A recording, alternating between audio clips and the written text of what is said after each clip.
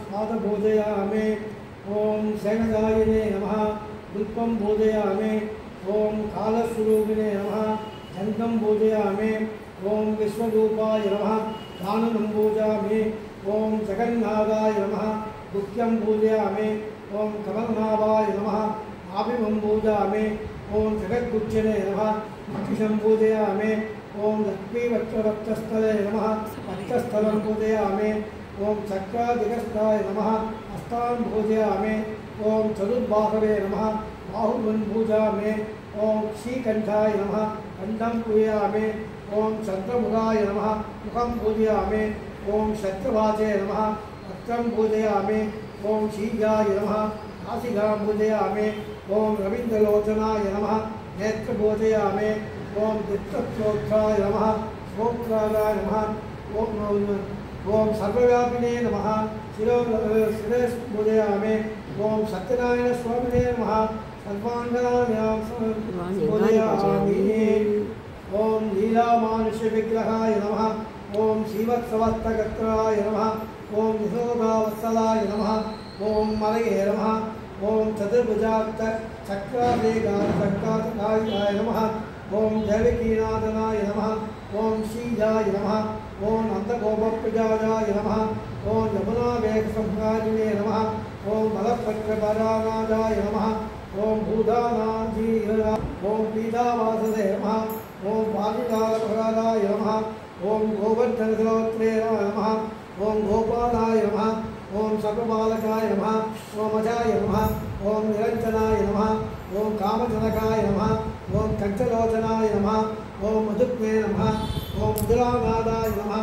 ओम भारतानादाय नमः। ओम मलिने नमः। ओम वृंदावनसंचरिणे नमः। ओम तुलसीनामभूषणाय नमः। ओम सप्तगमनसंपत्तये नमः। ओम नरनारात्मकाय नमः।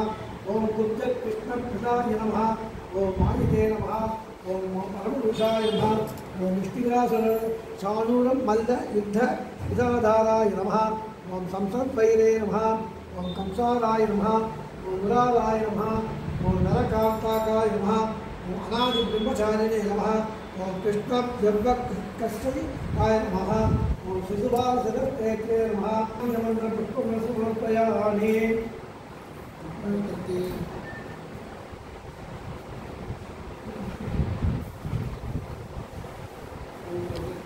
ओम विकृते नमः। ओम विद्यायै नमः। ओम सर्वभूतहितप्रदायै नमः। ओम श्रद्धायै नमः। ओम सुरभ्यै नमः। ओम सुरभ्यै नमः। ओम वाचे नमः। ओम पद्माय नमः। ओम पद्मालयाय नमः। ओम सब्बाहे नमः। ओम स्वताय नमः। ओम सुताय नमः। ओम धन्याय नमः। ओम धन्याय नमः। ओम लक्ष्मी नमः। ओम नित्यसुताय नमः। ओम भागवते नमः। ओम आदित्ये नमः। ओम दित्यै नमः। ओम दीप्ताय नमः। ओम वसुधाय नमः। ओम वसुधारिण्यै नमः। ओम कमलाय नमः। ओम कांताय नमः। ओम कामाक्षै नमः। ओम क्षीरसंभवाय नमः। क्षीरसंभवाय नमः। ओम अनिप्रदाय नमः। ओम ये नमः। ओम अलकाय नमः। ओम हरिवल्लभाय नमः। ओम अशोकाय नमः। ओम दीप्ताय नमः। ओम दीप्ताय नमः। ओम लोकशोकविनाशिन्यै नमः। ओम धर्मजाय नमः। ओम चंद्रभक्ते नमः। ओम चतुर्भुजाय नमः। ओम चंद्ररूपाय नमः। ओम इंद्राय नमः। ओम इंदुशीतलाय नमः। ओम आक्राजनाय नमः। ओम पुष्टये नमः। ओम शिवाय नमः। ओम शिवज्ञे नमः। ओम शक्ते नमः। ओम विमलाय नमः। ओम विश्वजनन्यै नमः। ओम पुष्टे नमः। ओम दारिद्र्ये नमः। ओम बीजपुष्टये नमः। ओम शुक्लमाल्याम्बराय नमः। ओम शुक्लमाल्याम्बराय नमः। ओम शिवे नमः। ओम भास्कराय नमः। ओम बिल्वजलाय नमः। ओम मनोरागाय नमः। ओम यशस्वी नमः। ओम वसुंधराय नमः। ओम उदाराय नमः। ओम हरिण्याय नमः। ओम यमवान्ये नमः। ओम धनधारकाय नमः। ओम ब्रह्मविष्णुसुरात्मजाय नमः। ओम विद्यालज्ञ समानाय नमः। ओम श्री महालक्ष्मी नमः। ओम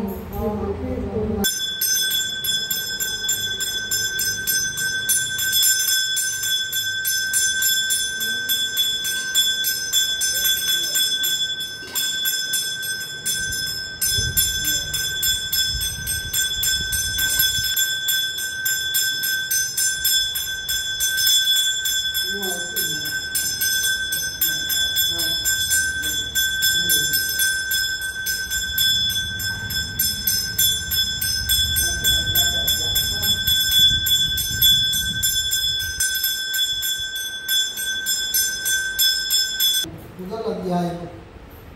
ஓர் புண்ணியகாலமாகிய நன்னாளில் சௌனகாதி மகர்ஷிகள் நைமிசாரண்ய வனத்தை அடைந்து அங்கு வீட்டாராகின்ற சுத்தபுராணிகளை நோக்கி நமஸ்கரித்து, ஓ மகாத்மாவே, பூலோகத்தில் ஜன்மித்த ஓர் மனிதன் தான் கோரிய தனம், தானியம், பசுபுத்திர, ஸ்வர்ண, மோட்சம் முதலாகிய கோஷங்கள் முழங்க வீடு சேர வேண்டும். இந்தபடி மானிடர்கள் விரதம் அனுஷ்டித்தால் ஈட்ட சித்தி அடைவார்கள். இதுவுமின்றி கலியுகத்திற்கு இந்த சத்யநாராயண விரதம் கோரிய பலனை கொடுக்கக்கூடியது என்று முன்பு நாரதருக்கு மகாவிஷ்ணு திருவாய் மலர்ந்தருளினார். அதை உமக்கு சொன்னேன் என்று சுதபுராணிகர் சௌனகாதி ரிஷிகளுக்கு சொல்லினார்.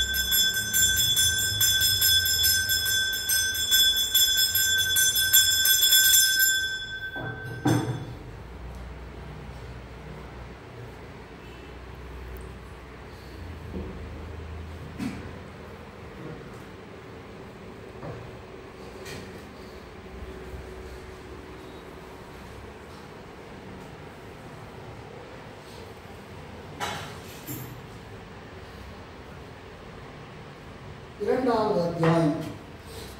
பின்னும் சுதபுராணிகர் ரிஷிகணங்களை நோக்கி, ஓ ரிஷீஸ்வரர்களே, மேற்சொல் மனதில் ஸ்மரித்து அன்று விரல் விற்பனையில் எவ்வளவு பொருள் கிடைக்குமோ அதை கொண்டு விரதம் அனுஷ்டிக்க வேண்டும் என்று சங்கல்பித்து விறகுகளை தலையில் தூக்கி கொண்டு பட்டணத்தில் தனவந்தர்கள் உண்டான இடத்தில் விறகுகளை விற்க 2 பங்கு அதிகமாய் பணம் சம்பாதிக்கப்பட்டவனாய் மிக சந்தோஷம் அடைந்து அப்பொருள்களை கொண்டு வாழைப்பழம், சர்க்கரை, நெய், பால், தயிர், தேன், கோதுமை மாவு இவைகளை வாங்கி கொண்டு தனது வீடு சேர்ந்து அன்று தனது பந்து மித்திரர்களுடன் கூடி சத்யநாராயண விரதத்தை அனுஷ்டித்து முடித்தான்.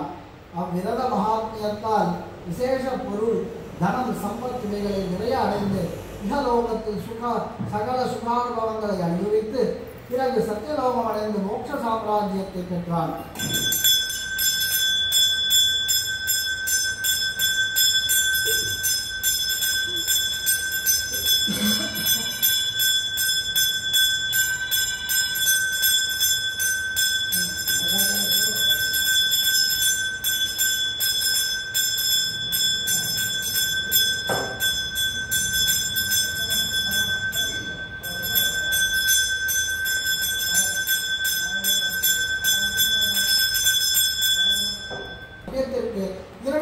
அதிகமாகவே கொடுத்து, ஐயா வைசிகாமணிகளே, உமது இருப்பிடம் செல்லுங்கள் என்று சொல்ல அரசனிடம் விடை பெற்ற வைசியர்கள் தமது சொந்த நகரை நோக்கி புறப்பட்டார்கள்.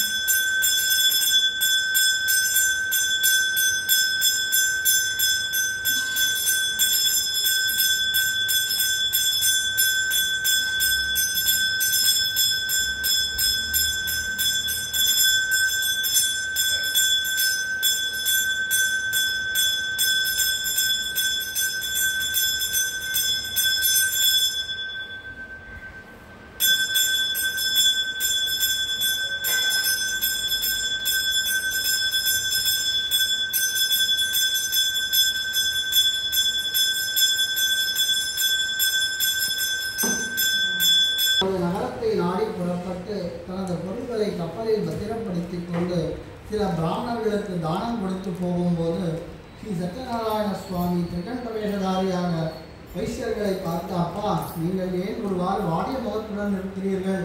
நிற்க உமது கப்பலில் என்னென்ன பொருள்கள் இருக்கிறது என்று கேட்பார்.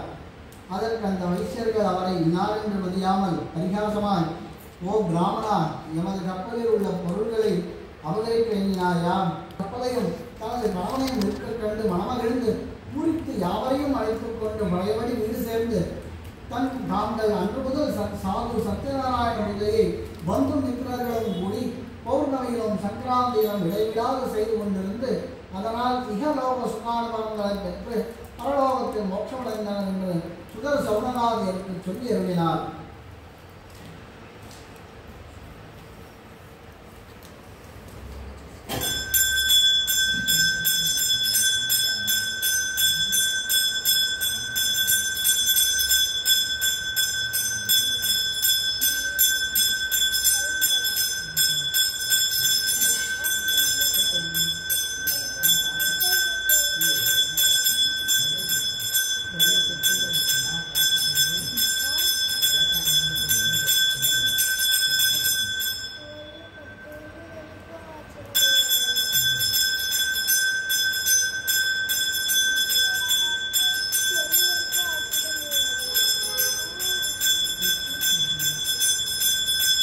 செய்யும் மனுஷன் முக்கிய அடைவானோ அந்த சத்யநாராயண விரதத்தை உமக்கு சொன்னேன். இதுவுமின்றி கலியுகத்தில் இவ்விரதத்தை பிரதி பௌர்ணமியில் ஒவ்வொருவரும் தவறாது அனுஷ்டித்தல் வேண்டும். இதனால் மேற்கூறிய நற்பலன்களும் மோட்ச சாம்ராஜ்யமும் உண்டாகும் என்று சொல்லி சிவபுராணியர் கடையை முடிக்கிறார். சௌனகாரியர் நமஸ்கரித்து அவரவர்கள் இருப்பிடத்திற்கு சென்றார்கள்.